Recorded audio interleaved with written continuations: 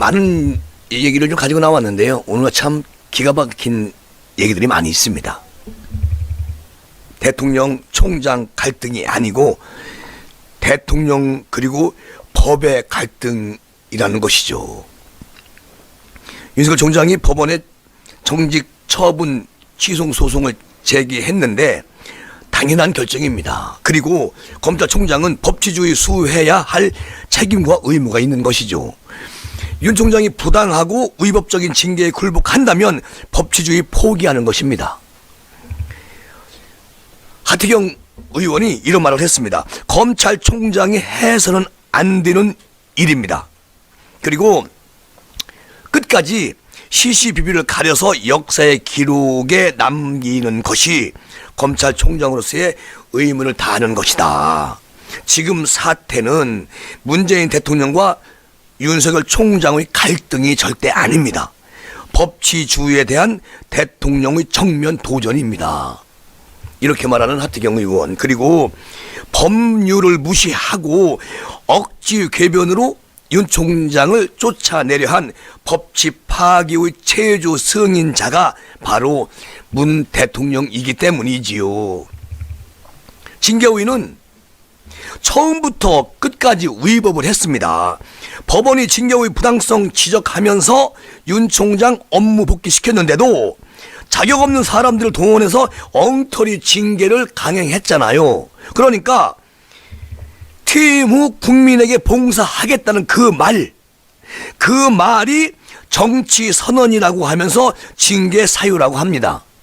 이 어처구니 없는 일을 저지르는 저들이 사람 참 죽겠네. 대통령은 법치주의를 능멸한 징계에 당연히 거부했어야 합니다. 대통령이. 그런데 대통령은 전광석화로 징계 결재하였습니다. 제가 했어요. 그러면 법치주의가 무너지더라도 윤석열을 반드시 내쫓겠다는 그런 대통령의 본심이 드러난 것 아니겠습니까? 그러니까 하태경 의원이 이렇게 말을 하는 거예요. 우리 국민이 그렇게 호락호락하지는 않잖아요. 법치주의 도전한 대통령이 어떤 처지에 놓였는지 아마 국민들은 똑똑히 기억하고 그게 역사의 길이 남을 것이다. 그렇게 오늘 한동안 요즘 저 말 없다가 하태경 의원이 오늘 이렇게 한마디 했네요. 그래서 여러분께 보고 드리는 것이고, 김연아 전 의원이죠? 무슨 얘기를 했냐면, 모든 부처마다 정권에 따라 주요 정책을 집행할 때 담당자가 생각이라는 걸 하지 않고 일명 정무적 판단이라며 영혼까지 내버리는 일, 이제는 그냥 흘러보내서는 안 되겠습니다. 국민 여러분, 문재인 정부는요, 박근혜 대통령을 완전히 박근혜 대통령 정부의 적폐를 청산한다고 하면서 그 위에 자신들의 적폐를 재건축을 해놨습니다. 그리고 더 견고해진 신적폐 겉모습은 더 강해질지 몰라도 내부는 정말 엉성하게 보인다. 그렇게 박근혜 대통령을 혹독하게 그렇게 지랄을 하다가 지금 이들이 이런 꼴이 되고 있다. 공공임대에 수천만 원 들여 내부만 예쁘게 꾸민 일이 이 모든 것을 실상을 짐작게 하는 것이다. 스스로 생각하기를 포기하지 맙시다. 그리고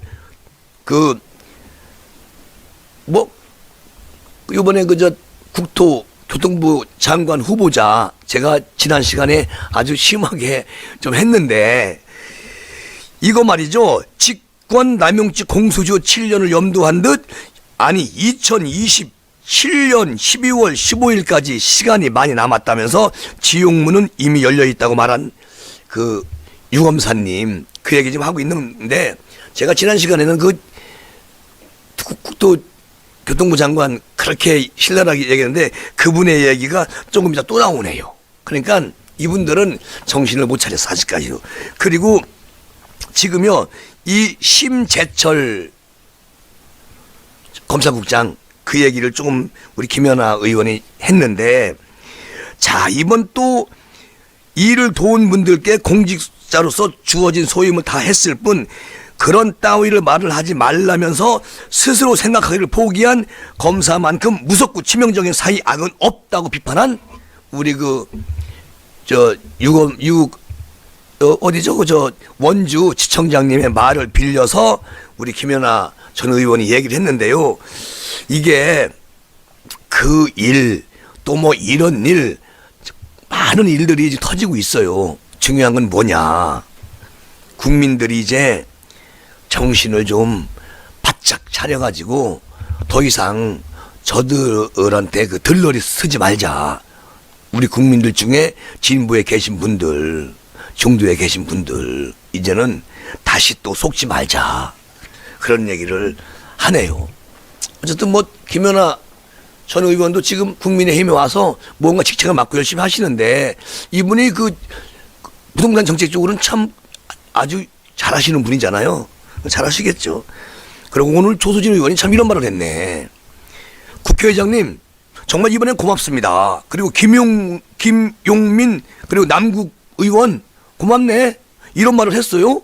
조수진 의원이 오늘 어떤 일이 있었길래 고위 공직자 범죄수사처장 후보 추천 의원이가 오늘 2시부터 국회 운영위 회의실에서 그 후보자 추천에 의한 제5차 회의를 열었다는 겁니다. 그런데 회의는 임정혁 의원의 사태로 6명이 출석을 하였고, 결원이 발생한 상태에서 회의를 열 수가 있는지에 대한 그런 이현 의원의 이의 제기가 있었고요.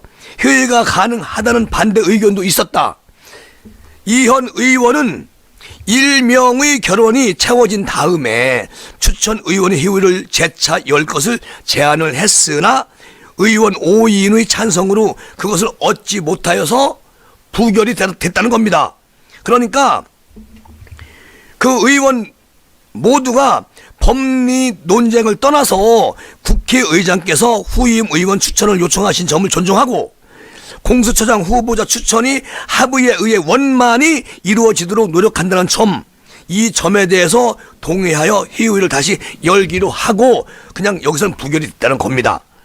그러니까 지금 야당 국민의힘에서 그 추천했던 석동현 공수처장 후보, 그리고 한병관 공수처장 후보, 이 두 분이 사퇴를 확인하였고 12월 23일 날 6시까지 후보자 추가 추천도 허용하기로 결론을 봤다는 것이죠. 그러니까 야당에서 다시 후보를 추천하기로 했다는 겁니다.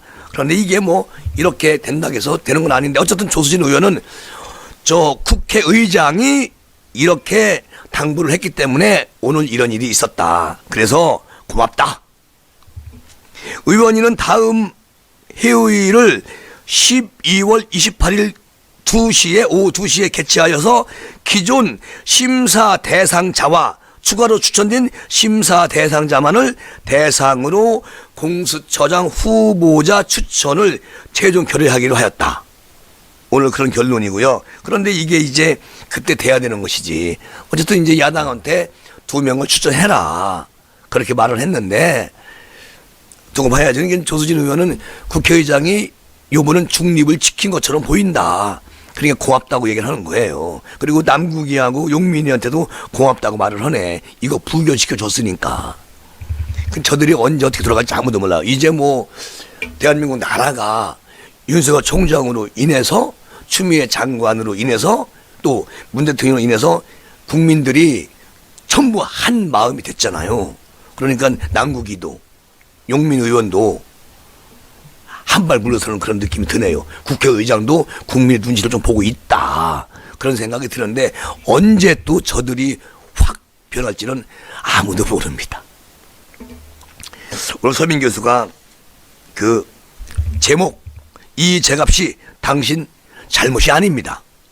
24시간 내내 묻지도 따지지도 않고 문재인을 지지하는 이를 우리는 뭐라고 부르죠? 대깨문이라고 부른다. 대깨문이라고 부른다. 대가리가 깨져도 나는 문재인이요. 그게 대깨문이잖아요. 내 대가리가 깨져도 나는 문재인이요. 그 대깨문이라고 부른다. 문재인 바이러스에 뇌 전체를 먹힌 결과인데, 같은 바이러스에 감염됐지만 뇌 전체가 아닌 일부만 먹힌 이들도 이따금씩 존재하고 있다. 서민 교수의 말입니다. 그들이 대깨문과 다른 점은 평소 멀쩡한 소리를 하다가도 친문 발작이 일어날 때만 자신도 모르게 대깨스러운 말을 내뱉는다는 점이다. 그렇죠. 그리고 며칠 전 이재갑 선생이 자신의 양심에 반해 곡학 아세를 하지 않는다고 쓴 바가 있다. 나는 그것을 봤다. 서민 교수는 백신을 못 구한 책임을 야당에게 돌리는 오늘자 기사를 봤음에도 이 생각은 변함이 없는데, 그건 그의 발언이 명료한 의식 상태에서 나온 게 아니고 친문 발작이라는 병적 상태에서 비롯됐다는 걸 알기 때문이다. 오늘 발언으로 욕을 먹는 그에게, 욕을 먹는 이재갑 씨에게 다음과 같은 위로를 건넨다. 이재갑 씨, 당신 잘못이 아니에요. 당신 병 때문입니다. 무슨 병? 문재인 병. 그렇게 말하는 서민 교수. 오늘 아주 시원하네요. 그리고 이런 이번엔 정치 논객이나 또는 이런 분들이 얘기한 것을 좀 가지고 와서 말씀을 드리고 본론은 여기까지 각오하겠습니다. 김근식 교수에게 한마디 더 할게요. 자, 김재구 TV는 뭐 정치 논객이나 또는 교수님들이나 법조인들이 하는 얘기를 제가 조목조목 가지고 나와서 여러분께 보고 드리는 시간이 많이 있잖아요. 근데 그분들이 얘기한 게 그대로 진행되는 경우가 많이 있었습니다. 입진보들의 이중성 민낯이 그대로 드러납니다. 조국이 입만 열면 약자 우야는 척하지만 본심은 특혜와 기득권의 수호자이지요. 그리고 변창흠, 제가 이 전 시간에 말씀드렸는데 변창흠 후보자도 조국 아류입니다 라고 말하는 김근식 교수. 말로는 서민과 약자 우연 정책이라고 정당화하지만 그들의 처지와 심정을 헤아리는 데는 전혀 관심이 없습니다. 없는 사람, 그리고 약한 사람은 입진보들에게 자신의 허위 의식을 포장해주는 액세서리일 뿐입니다. 자, 변창흠, 이 후보자의 싸늘한 차별적 인식 그 어디에도 약자와 서민을 진심으로 이해하고 공감하는 마음은 없어요. 읽을 수가 없습니다. 그래서 업진보들이 겉과 속이 다른 이중성의 족속들입니다. 그들에게는 서민과 약자는 단지 정책의 대상일 뿐이죠. 그러니까 사람이 먼저다?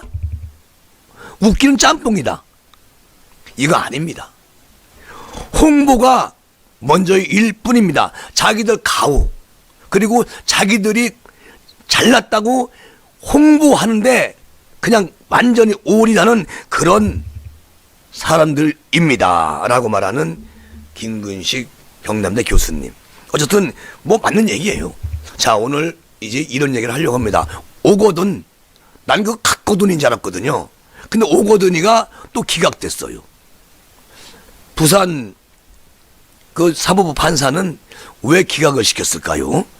오거돈이가 한 명, 두 명을 그렇게 피해 입힌 게 아니잖아요. 이번에 또 나왔잖아요, 피해자가. 그래서 오거돈은 그냥 보내야 되는데 판사님이 이유 없음, 기각이요? 이렇게 하셨다는 겁니다.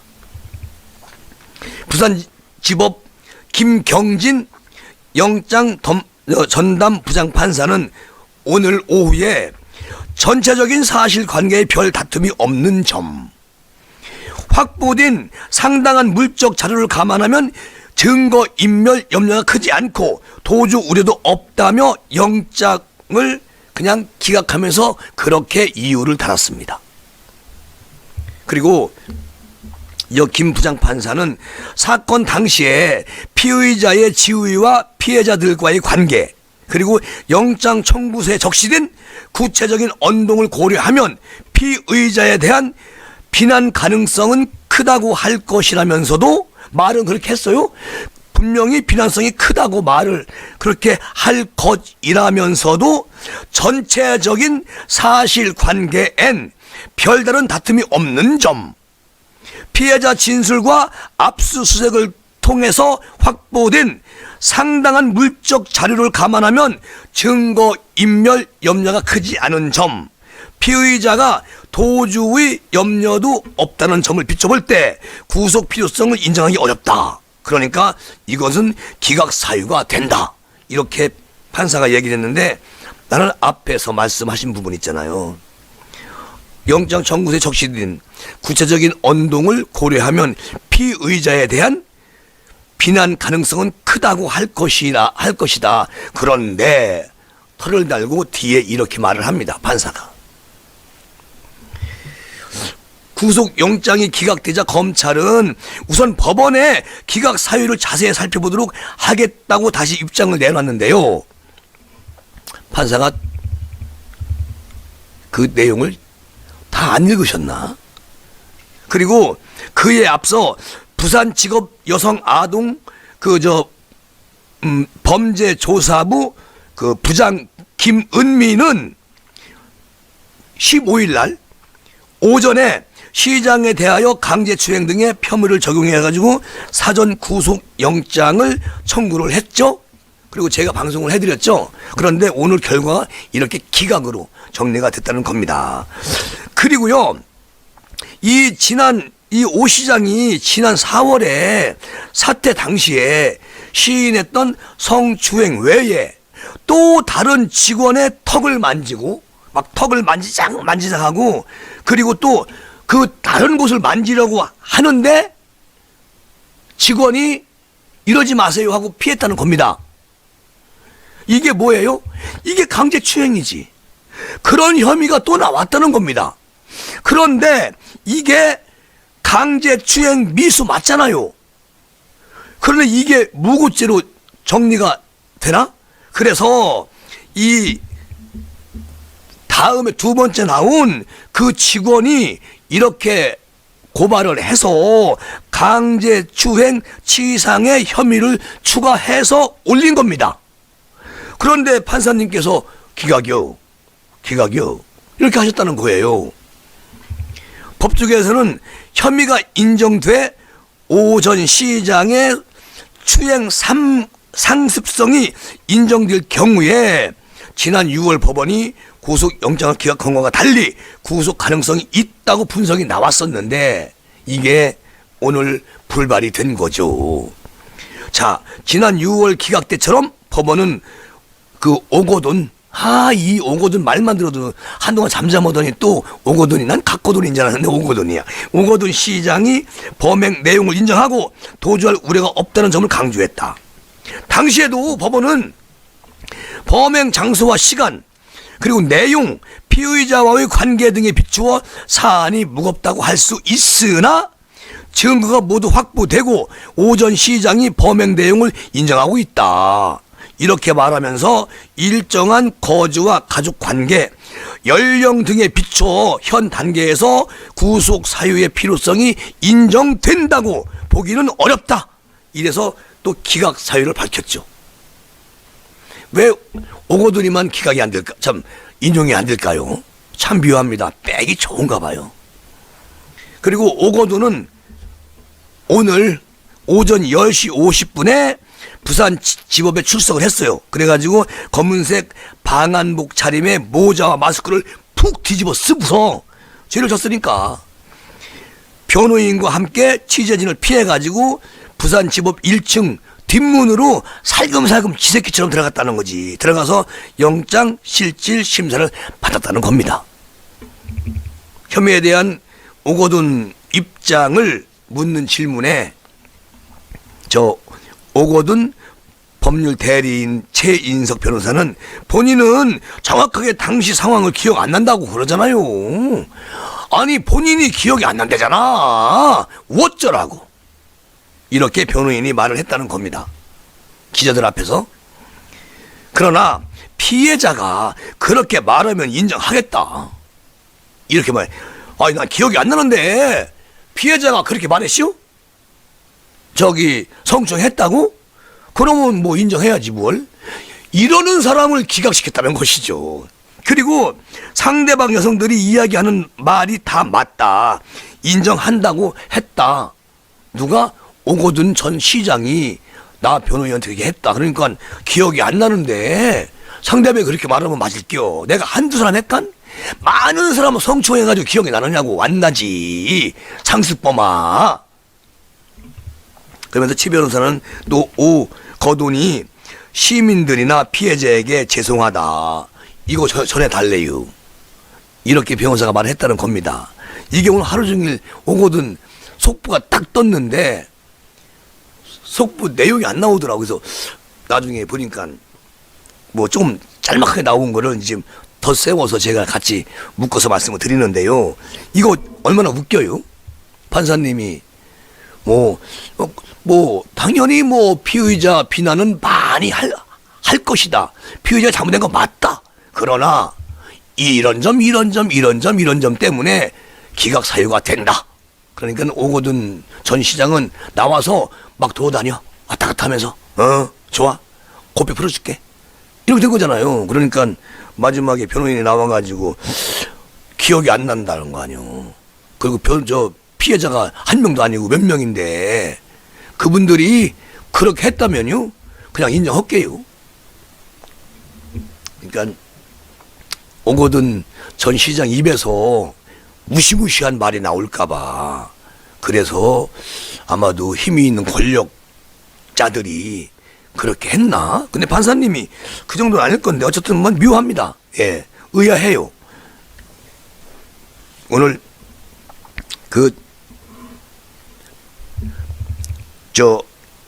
여당이 뜻대로 연기된 공수처장 후보 추천 의원회 이거를 추미애 장관이 여기에 깊숙이 들어와 있다. 추미애 의견이 결정적으로 반영이 됐다. 그 얘기거든요. 어휴, 추미애 장관 참 대단한 분이네. 고위공직자 그러니까 공수처장 후보 추천 의원회가 오늘 최종 2명을 선출하지 않고 28일 이후로 연기한 데 대해는 추미애 법무부 장관이 낸 의견이 결정적이었던 것으로 나타났다. 무슨 얘기냐? 공석인 야당 몫으로 후보 추천 의원을 재추천하라고 국민의힘에 요청한 박병석 국회의장의 뜻을 존중하자고 추 장관이 제안을 했다는 겁니다. 이런 걸 추 장관이 왜 제안을 했을까요? 아니 너무 일방적으로 가면은 국민이 아니까 또 꼼수를 부려야 되는 거 아니야? 일단은 받아주라고. 그리고 나 혹시 몰라이? 서울시장 나갈지 대선 나갈지 지금 고민 중에 빠져있는 사람이야. 나 추미애가. 그러니까 요렇게라도 해야 되는 거 아니냐 해서 추미애 장관이 이것을 국회의장의 뜻을 존중하세요 라고 제안을 했다는 겁니다. 집권당 사람 법사위 위원장에게 했겠지. 그리고 오늘 국회에 따르면 후보 추천회는 오후 2시부터 아까 조수진 의원이 말씀하신 거 제가 방송을 해드렸잖아요. 2시에 열고 문재인 대통령에게 추천할 최종 2명을 선정할 것을 선정해달라고 하려고 열었는데 그렇게 해서 열었는데 야당인 국민의힘 측이 전날 야당 몫인 추천 의원인 임정혁 변호사가 사퇴함에 따라 공석이 생겼으니까 희의를 진행하면 안 된다는 그런 입장을 밝혔죠. 야당 법사 의원들이.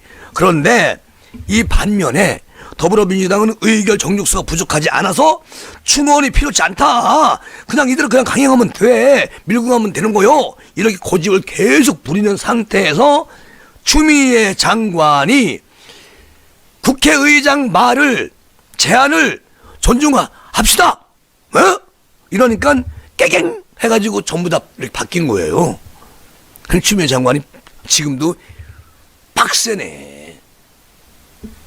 어쨌든 공수처법 6조에 따르면 공수처장 후보 추천 의원은 위원장을 포함해서 7명으로 구성하게 돼 있잖아요.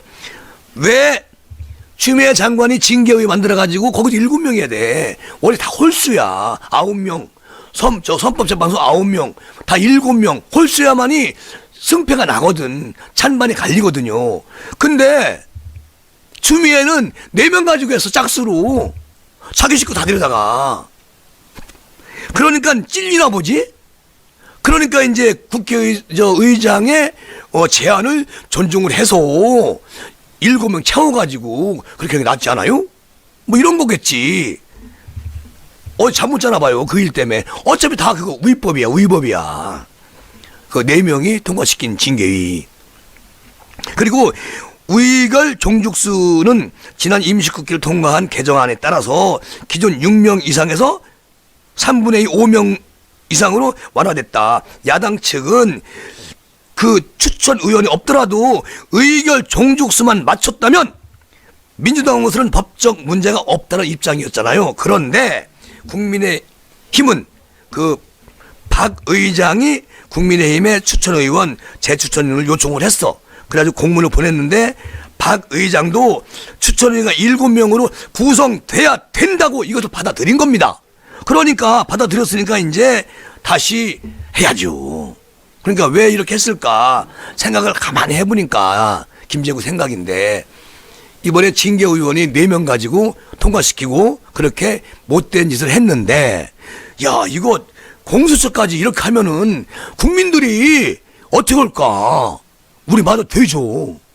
그러니까 부랴부랴 저 박 의장 제안을 존중해라. 야당 의원님들. 이거 추미애 장관이 그렇게 의견을 냈다는 거예요. 그러니까 예 알겠습니다 하고 이제 그게 바뀐 거야. 그러니까 이제는 7명으로 해야 된다. 참 기가 막히네요. 어쨌든 그래가지고 결국 어떻게 됐느냐. 이날 회의에서는 추천 의원의 성원 문제로 약 2시간가량 설전이 벌어지고 티격태격 하다가 갈등을 봉합한 것은 추 장관이 봉합을 해준 것이다. 추 장관이 국회의장 제안을 좀 존중하고 받아들여. 우리 여당 의원들 내 말 안 들려? 이러니까 네 알겠습니다. 이러고 그걸 받아들인 거지요. 그래서 추천의 관계자는 국회의장이 야당이 요청한 바가 있으니까 이것을 존중하는 것이 맞다고 추 장관이 낸 의견에 전체 의원들이 동의했다. 이렇게 얘기를 하는 거죠. 참 발빠른 추 아줌마. 자기는 그냥 독재를 밀어붙여가지고 말도 안 되는 거를 그냥 징계 정직 2개월 딱 매기고 대통령한테 이거 제가 해라잉?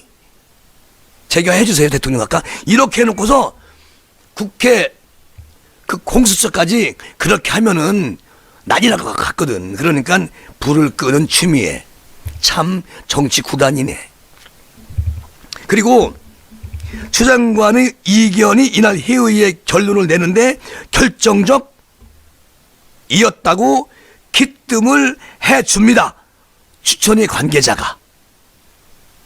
그리고 위원회는 이날 석동현 한명관 후보의 사퇴를 확인하고 23일까지 공수처장 후보자를 추가로 추천받기로 결의도 끝났어요. 결의도. 그리고 새로 투입될 야당목 추천위원에게는 후보자를 추가로 제시할 권한을 주지 않고 투표권만 주기로 이렇게 합의를 봤다는 겁니다. 어쨌든 뭐 투표권 줘서 7명이 해서 2명이 반대하면은 그냥 안 되는 거야. 다시 해야 돼. 또 연기 해가지고 한 대통령 지금 청와대 계신 우리 대통령 각하 임기 끝나신 다음에 다시 고쳐야지 뭘. 그게 맞지 않아요? 그 박병석 국회의장이 추미애 장관이 박병석 국회의장을 존중해주라고 그렇게 야당 의원을 한방 때렸구먼 그려. 어쨌든 참 복잡한 세상에서 우리가 살고 있습니다. 야, 근데요, 이 코로나 오판한 문정부 지금 난리가 아니에요. 참 큰일 났다. 이 말씀을 드리기 전에 추미애 장관이 지금 뭐 언론에서는 이런 얘기도 나와요. 서울시장을 나갈까, 대통령 대선에 나갈까 고민에 빠져 있다. 그러니까 뭐 아마도 대통령이 더 크잖아요. 그러니까 추미애 장관이 지금부터 이제 어떻게 할지 모르겠지만 그래도 뭐 장관직을 바로 내놓지는 않을 것이다. 1월 달은 넘길 것이다. 라고 말하는 분들도 있는데요. 이미 사퇴 썼으면 이제 대통령이 받아들여야지. 중요한 건 대선에 나온다고? 추미애가? 누가 그래? 언론에서. 아니, 서울시장은 좀 가볍대. 이렇게 말하는 분들이 많이 있다는 얘기지. 참 걱정입니다. 그 양반 대선에 나오면 표 나오겠어요. 다음 주 월요일이면 문재인 대통령께서 또 많이 지지율이 뚝뚝 빠질 텐데요. 지금 60%가 저 문재인 대통령 잘못하고 있다. 잘하고 있다? 37%. 3%는 3%가 아니고 그렇죠? 3%나 4%는 말 안 해요. 그러니까 거의 65%가 못하고 있다.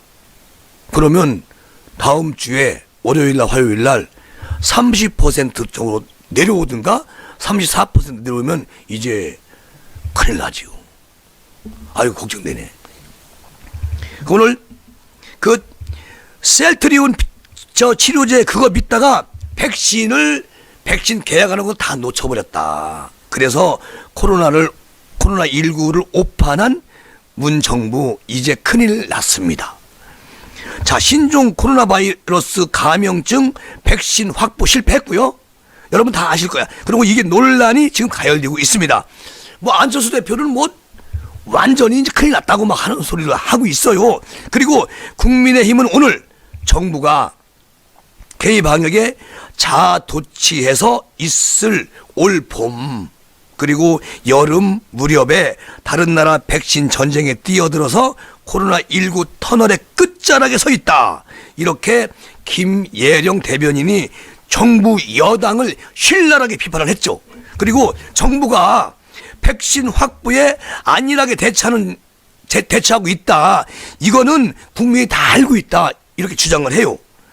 그리고 정부는 말이죠. 오늘 이런 얘기를 했어요. 저도 뭐 들었는데 4,400만 명분의 백신 확보 계획을 마련한 상태다. 그리고 코백스 퍼실리티라고 해서 그 후를 통한 공동 구매 방식을 통해서 1,000만 명분 그리고 개별 기업을 통해 3,400만 명분을 확보한다는 구상이 있다. 구상. 이 중 개별 기업에서는 아스트라제네카에서 1,000만 명분만 계약을 확정했다고 말을 해요. 오늘 다 들으셨을 거야. 자, 이렇게 했다. 이건 내가 생략을 하고요. 그런데 중요한 건 국민의힘에서는 캐나다는 인구 대비 500% 이상의 백신을 확보해놨다고 합니다. 그리고 우리는 보급 시기도 늦고 구매하기로 한 백신도 임상적으로 확인되지 않았어요. 근데 오늘 발표하는 거 보니까 오늘도 어물쩡하게 발표를 하더라고요. 질병당국에서. 그리고 또 뭐라고 얘기하냐면 난 그게 기분 나빴어요. 어떤 게 기분 나빴느냐? 그 발표하는 담당관이 뭐라고 했느냐면 대한민국에 우리가 백신을 만들 수 있는 건 언제냐? 그리고 물어봐요. 물어보니까 이 사람 말하는 거 대한민국은 의술이 딸린다.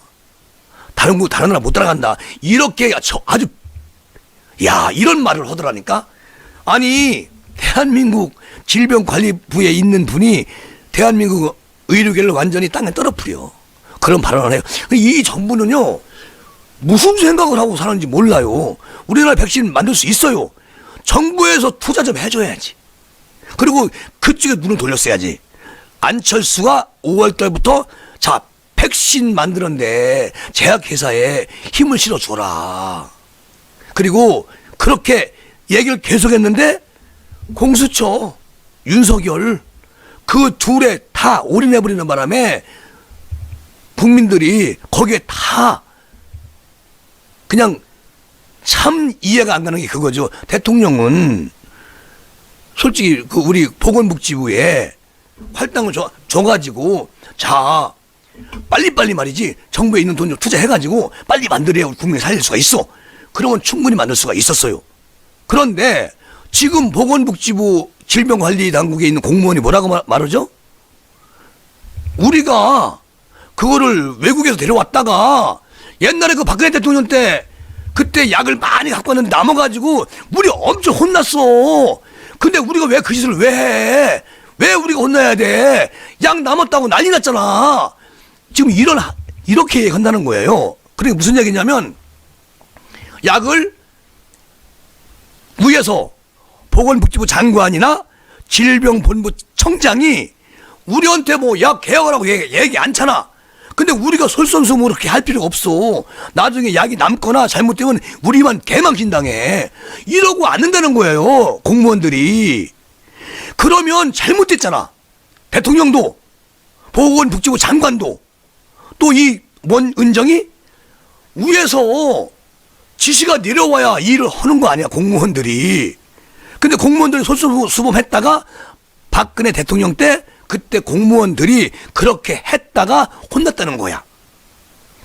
그것은 이제 공무원들이 얘기하는 것이고 그게 중요한 게 아니잖아요. 국민의 목숨이 중요하잖아. 그러면 대통령이 다 열리 제쳐놓고서 5월달부터 그 대구 사건 막 크게 터질 때 그때부터 빨리 백신 제일 먼저 개발하는 나라가 어딘지 그것을 정보를 빨리 따와가지고 우리가 발빠르게 계약을 해야 돼. 이런 것만 말씀하셨어도 지금 이런 일이 안 생기잖아요. 어제도 돌아가시고 오늘도 돌아가시고 그런 걸 누가 방치해놨는데 이 정부가 잘못해서 방치해놓은 거잖아요. 그리고 지금에 와서는 뭐 국민이 잘못했다고? 그리고 의료진들이 세상에 의료진들이 얼마나 고생했어. 지금 우리 그 대한민국 의료계에 있는 그 의사나 전문가들이 뭐라고 말을 하냐면 3단계 지금 했어야 된다. 아니 진작 했어야 된다. 3단계. 그러면 이렇게 많이 안 올라갔다. 계속 얘기하고 있는데 정부나 보건복지부 질병관리본부에서는 그런 얘기를 받질 않아요. 왜? 당연히 안 받지. 3단계 했다가 이게 또 줄어들지 않고 그냥 이대로 가든가 더 올라가게 되면은 완전히 나라 망신 그리고 국민한테 어마어마한 벌을 받게 되지요. 그러니까 그것도 못하는 거예요. 세상에 말도 안 돼. 무슨 얘기했지? 2.5단계? 그러다 또 뭐라고? 국민이 알 수 없는 그런 용어를 써. 2.5 플러스 알파. 이게 뭐요? 그거 알아? 잠깐만. 2.5 플러스 알파래. 그럼 요 알파에 대한 거는 어디까지 단계가 되는 거요? 가만 있어봐. 우리 가게도 문 닫아야 되나? 아니 어디지? 누가 알아 그걸. 대한민국 국민 5,200만 명이 어떻게 알아. 차라리 2.6, 2.7, 2.8, 2.9, 2.9.9, 2.999 그래야 되지. 그게 뭐냐고. 아니면 그냥 원래대로 2단계 그리고 3단계 그렇게 해서 한번 우리 국민이 한 2주일 동안 아주 단단하게 각오하고 딱 2주일 동안 그냥 안 다니는 거예요. 그리고 2주 후에 나아질 거 아니야. 그렇게 하는 게 낫지. 무슨 2.5 플러스 알파. 누가 알아 그걸.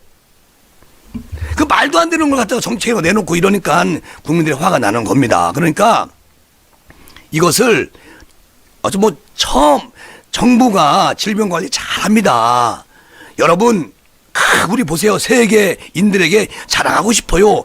홍보비만 거의 2천억 날려다는 거 아닙니까? 그런데 그것을 백신 개발하는데 그걸 돈을 투자를 했어 봐요. 안 나왔겠습니까? 제약회 이 돈이 뭐 1푼 들어가는 게 어마어마하게 들어가는 것이거든요. 그러니까 제약회사들이 그것을 만들 수 있는 그런 여건이 안 되니까 못 만드는 거지 충분히 능력은 있다고 합니다. 어쨌든 화가 나요. 그래서 지금 그 셀트리온 치료제는 게임 체인저인데 여기에 기대를 거는 여당들, 그러니까 국민의힘에서는 백신보다 치료제를 우선시하는 건 무책임한 행동이라고 그렇게 비판을 하고 있습니다. 치료제가 우선이 아니지요. 백신 먼저 가지고 와야지.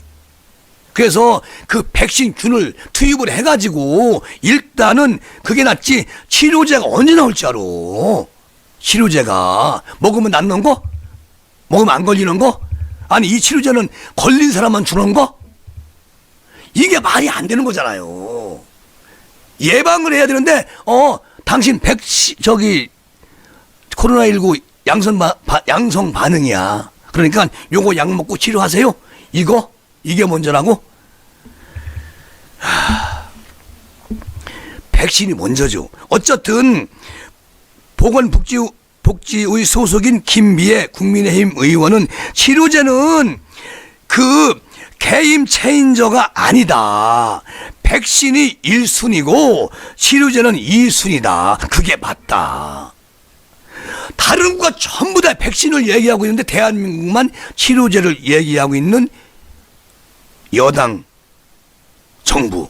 그러다가 시간 다 놓친 거 아니에요. 그리고 치료제가 게임 체인저라면 그런 치료제가 있는데 아이들 예방 접종은 왜 하겠나? 백신이 있어야 생활을 자유롭게 할 수 있다 이거예요. 국내 업체가 치료제를 개발하는 건 당연히 좋은 일이지만 코로나19가 빠르게 지금 막 퍼지고 있는데 그거 종식을 시키는 게 우선이지. 그러니까 백신이 더 우선 먼저지. 어떻게 이렇게 보건복지부에서 이런 발상을 하는지 도무 대체가 알 수가 없네. 또 김재고 또 버벅거리기 시작해요. 열이 올라오니까.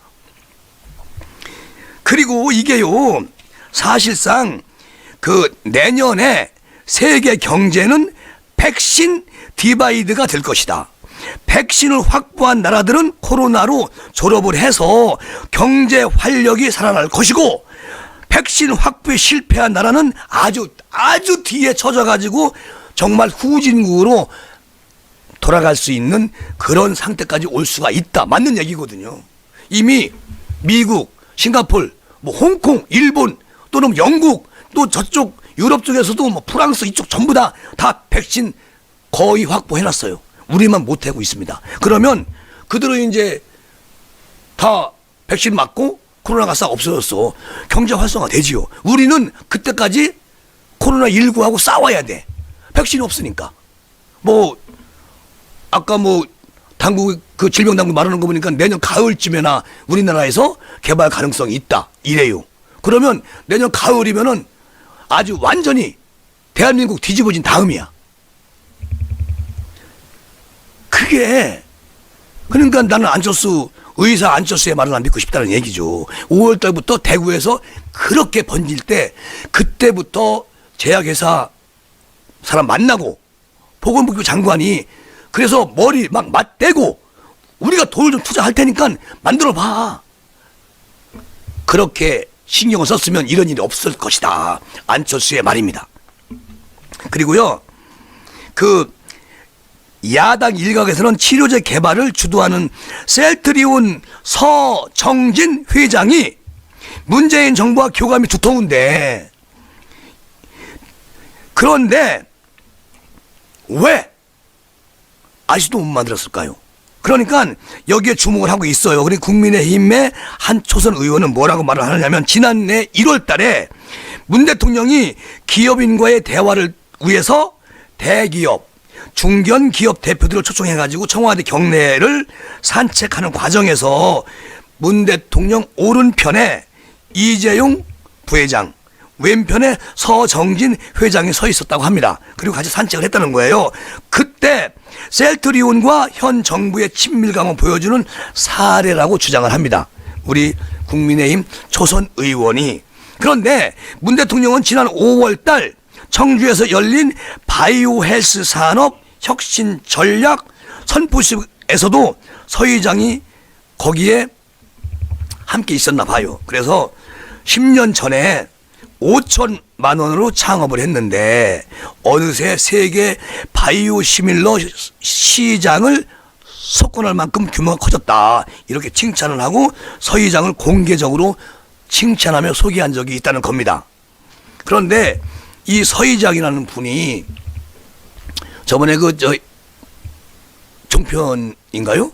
거기 나오셔가지고 뭐 올 3월 달쯤이면 이제 다 나옵니다. 그렇게 얘기한 적이 있어요. 그거 제가 들었습니다. 방송에서. 근데 지금 3월 달에 나올 수가 없나 봐요. 그러니까 올 가을로 밀지. 그리고 이 서 의장은 노영민 대통령 비서실장과의 충북 청주 동양에 1957년생 동갑내기로 가까운 사이로 알려지고 있습니다. 그러니까 대통령 외부 행사 때 비서실장은 청와대 경내를 지키는 게 관례다. 하지만 노 실장은 서 의장이 참석했던 지난 5월 바이오 헬스 비전 선포식에도 같이 방문을 해서 거기에 함께 있었다는 겁니다. 동행을 했다는 거예요. 그런데 민주당도 그 셀트리온의 치료제 개발에 적극 협력하고 있다고 얘기를 하고 있어요. 지금 여기에 대통령이 신경 쓸 때가 아니에요. 치료제는 그 다음 얘기입니다. 단계적으로. 어제 들어보세요. 그래서 17일 날 민주당은 국가 감염 임상실험 지원센터, 그러니까 보건복지부 산하에서 추진하는 사전 임상시험 참여 캠페인에 이낙연 대표 그리고 한정혜 정책의장 등이 10여 명이 참여하기로 했다는 거예요. 자, 민주당 핵심 관계자는 서정진 회장은 이미 치료제를 제조에 들어갔다. 이렇게 지금 알고 있고 그렇게 생각하고 있는 거예요. 그리고 또 서정재 저 회장이 제가 아까 말씀드린 것처럼 TV에 나와서 뭐 12월 달에 거의 끝나고 1월 달 정도면 나올 수 있을 것 같고 3월 달부터 본격적으로 이제 그걸 치료제가 이제 뭐 다 환자들한테 도달할 겁니다. 이런 식으로 말씀한 건 내가 들었거든요. 근데 나는 그때 어이구 저분 말하는 게 참 그렇게 쉽게 되는 일은 아닌데 그런 생각을 했었죠. 그런데 여기서 뭐라 했냐, 여기 또 나오네 그 얘기도. 1월부터 치료제를 쓸 수 있을 것이라고 그렇게 얘기했어요. 이 서 회장이 그렇게 공표를 했어. 그리고 서 회장이 국내에는 원가를 공급하고, 맞아, 북한에는 무료로 공급하고, 북한에는 그냥 준대. 우리는 원가를 공급을 했는데 이런 말도 했어. 야, 우리한테는 원가로 주고 북한에는 그냥 서비스를 준다는 거야. 이렇게 장담을 하더라고요. 그런데 여기에 대해서 야권에서 뭐라고 하느냐, 애초부터 권력 핵심부가 백신보다 치료제를 우선시 하다 보니 자연히 복지부도 백신 구매에 소극적이 됐고, 그리고 모든 공무원들도 뭐 백신 여기 치료제 나오는데 이렇게 그냥 무시해버렸다. 그래서 지금 이 지경까지 왔다는 얘기예요. 심지어 그 최영두 국민의힘 의원은 14일 날 본회의에서 코로나19 치료제가 개발되면 우리나라가 청정 국가가 된다는 사람들은 모두 주가 조작과 관련된 사람들이다.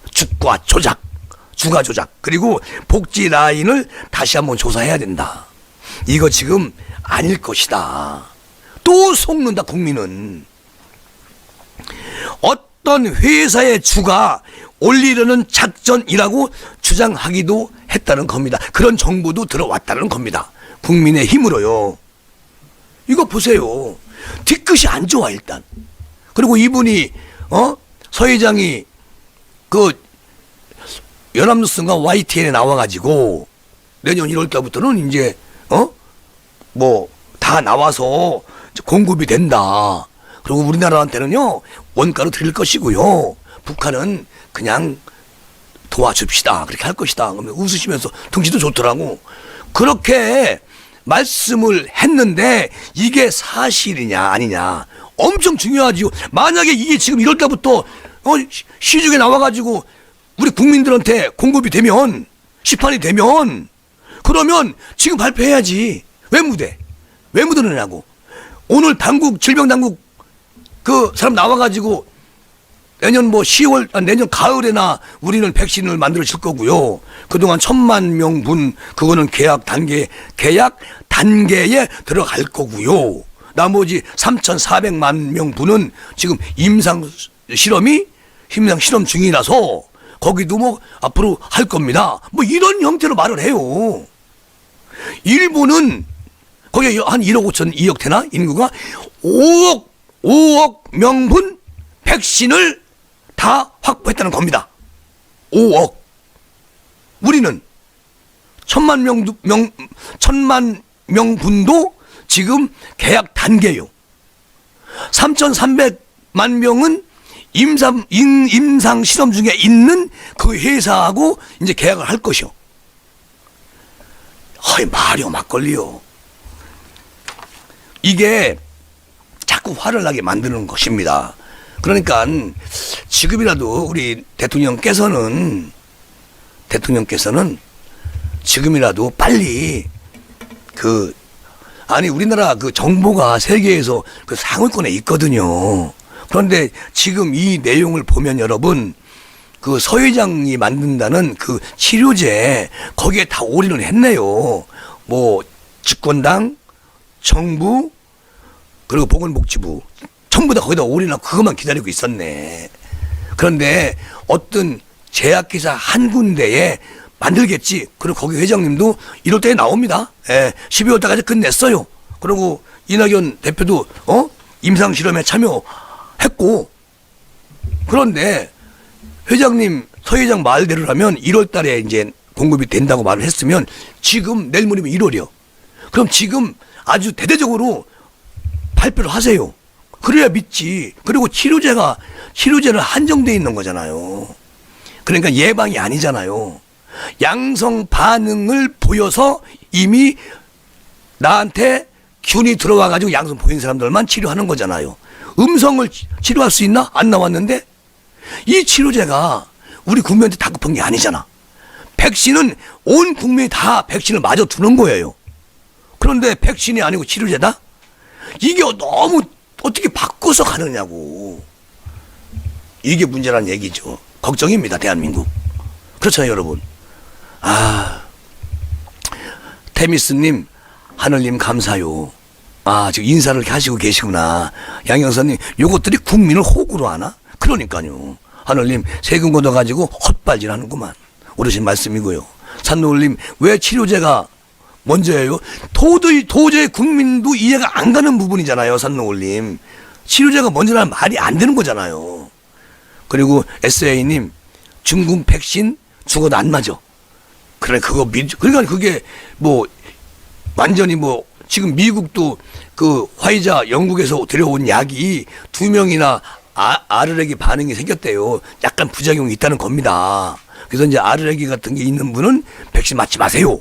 미국에서도 그러고 있거든요. 그러니까 이거를 일단 들여와야 돼. 확보를 해놓아야 돼요. 확보는. 그리고 다른 나라에서 맞다가 요런 건 피해가면 되는 것인데 지금 그런 거 신경 안 쓰니까 걱정이고. 하늘님, K방역 홍보며 몇천억 들여서 한 게 뭔가. 그러니까 정부와 보건복지부 그리고 그런 것을 그냥 알리려고 홍보하는 것이죠. 그게 말이 됩니까? 국민 세금으로. 산노을 대표님 화가 나는 건 맞습니다. 왜 자꾸 미루고 바꾸고 뭔가 은폐하고. 그러니까요. 걱정입니다. 우리 저 하느님도 SA님한테 공감한다고 하네요. 네. 끝까지 정부가 참 웃긴다. 이런 생각이 들고. 우리 저 성준호님, 올라 1월 31일도 1월인데 아직 멀었슈? 그러니까요. 걱정이죠. 이재만님 말만 무성해요. 예. 하늘님, 성진호님 반갑습니다. 안녕하세요 하셨습니다. 네. 자, 요렇게 정리를 하고요. 지금 8시 22분 직원들과 상의해서 빨리 만들어가지고 짧은 거 하나 더 시사할 수 있으면 다시 여러분 뵙겠습니다. 세인님 감사합니다. 자, 대한민국 왜 이러니 들으면서 마무리하겠습니다. 대한민국 왜 이러니 주세요. 우리 어디 가셨나? 피디님? 준비 중에 있으신가 봐. 네, 우리 마무리하고요. 다음 시간에 뵙겠습니다. 조병욱님, 충청도 대통령 만듭시다. 좋아요, 현노을님 수고하세요. 세인님, 성덕님, 네, 고맙습니다.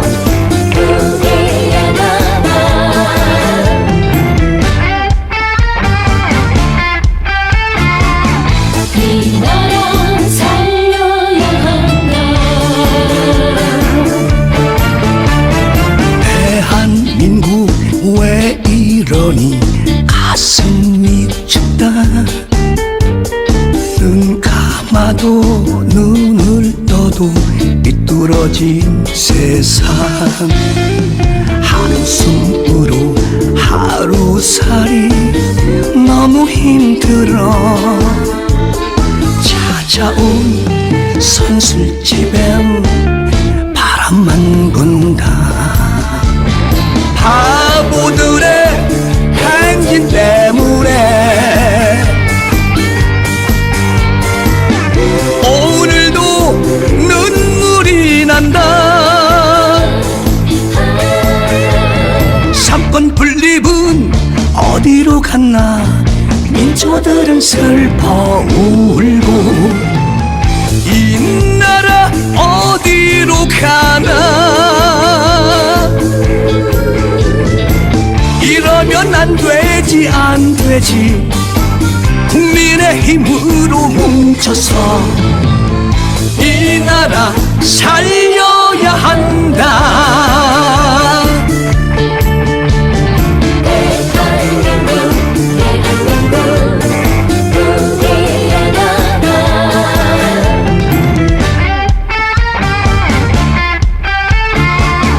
이 나라 살려야 한다. 대한민국 왜 이러니 가슴이 춥다. 눈 감아도 눈을 떠도 삐뚤어진 세상. 한숨으로 하루살이 너무 힘들어. 찾아온 선술집엔 바람만 분다. 바보들의 행진 때문에 오늘도 눈물이 난다. 삼권 분립은 어디로 갔나. 민초들은 슬퍼 울고 이 나라 어디로 가나. 이러면 안 되지 안 되지. 국민의 힘으로 뭉쳐서 이 나라 살려야 한다.